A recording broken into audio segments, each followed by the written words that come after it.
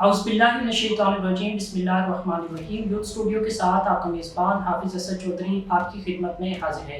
नाज़रीन, पूरी दुनिया में हम ख़वातीन की बात करें तो वो खेल का शोबा हो, सेहत का हो, तालीम का हो, वो आज का जदीद दौर का AI सेक्टर हो, ख़वातीन इस फील्ड के अंदर काम कर रही हैं। वो अपना ना सिर्फ नुमाया नाम रखती हैं बल्कि कहीं ना कहीं वो अपनी खिदमत सर अंजाम दे रही हैं। ऐसी ही एक खातून आज हमारे साथ यूथ स्टूडियो के प्लेटफॉर्म से मौजूद हैं, जिनका नाम है खतीजा फ़खर अब्बास एडवोकेट। सियालकोट से इनका ताल्लुक़ है और ये लीगल कंसल्टेंट भी हैं। ये ख़वातीन के इशूज़ पर काम भी करती हैं। अदालतों के अंदर, अदलिया के अंदर, वकला के अंदर ख़वातीन के इशूज़ पर बात करती हैं, उनके मसाइल को हल करने की कोशिश करती हैं। और अगर कोई ख़वातीन इनके पास आ जाएँ तो वो जिस तरह भी मुमकिन हो सके इनकी मदद करती हैं। हम अपने मेहमान से सबसे पहले तो उनका तारुफ जानेंगे। अस्सलाम वालेकुम। वालेकुम अस्सलाम। नहमदुहु व नुसल्ली अला रसूलिहिल करीम, अम्मा बाद फ़अऊज़ु बिल्लाहि मिनश शैतानिर रजीम, बिस्मिल्लाहिर रहमानिर रहीम।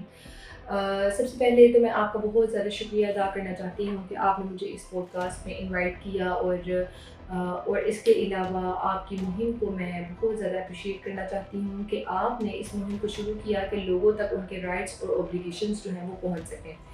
तो अपने शेयर से मैं आज के पॉडकास्ट का आगाज़ करना चाहती हूँ कि जो आपका सवाल है कि मैंने वकालत क्यों ज्वाइन की, तो मैं इसके हवाले से मैं आपको अपना जो जवाब है वो देना चाहूँगी अपने शेयर के आगाज़ से कि इज़्ज़त नफ्स किसी शख्स की महफूज नहीं, अब तो अपने ही निगहबानों से डर लगता है।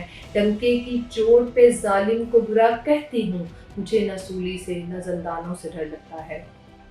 अच्छा, तो मैंने वकालत और अदलिया का शोबा जॉइन क्यों किया? वो इसलिए कि जब मैं देख रही थी अपने मुआशरे को, जब मैं 9-10 में थी, तो अपने मुआशरे को और सोसाइटी को और पाकिस्तान के हालात और वाक़यात और पूरी दुनिया में मुस्लिम वर्ल्ड के क्या हालात थे ये देख रही थी। तो देखते-देखते मैं सोचती थी कि मुझे ऐसा क्या करना चाहिए कि जिसकी वजह से मैं इस निज़ाम का, इस गवर्नमेंट का, इस सब जो सोसाइटी है जो हमारे निज़ाम को सँभाल रही है, मैं इसका पार्ट बन सकूँ।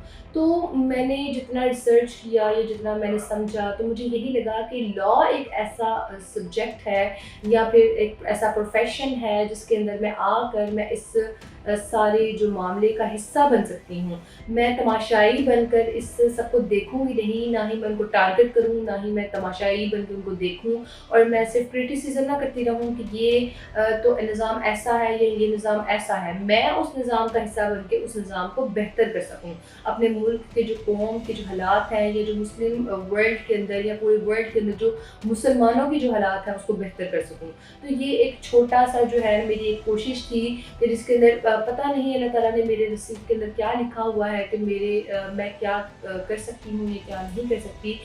लेकिन मेरे एक उस्ताद हैं जो कहा करते थे कि वो हमें वाक़या सुनाया करते थे कि एक चिड़िया थी जो कि जंगल में आग लग गई, तो उसके अंदर वो जाकर तो अपनी चोंच के अंदर पानी का कतरा लेकर वो उधर जाती थी और भर के तो फिर जाके वो उस जंगल के ऊपर फेंक देती थी। तो किसी जानवर ने कहा कि तुम क्या बेवकूफ़ हो, जो तुम्हें लग रहा है कि तुम्हारे इस चोंच के एक कतरे से जंगल की आग बुझ जाएगी।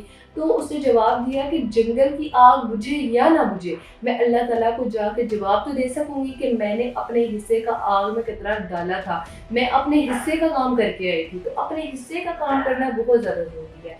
तो यही समझे कि मेरे अपने हिस्से की छोटा-सा जो आग थी उसके अंदर एक पानी का एक कतरा था।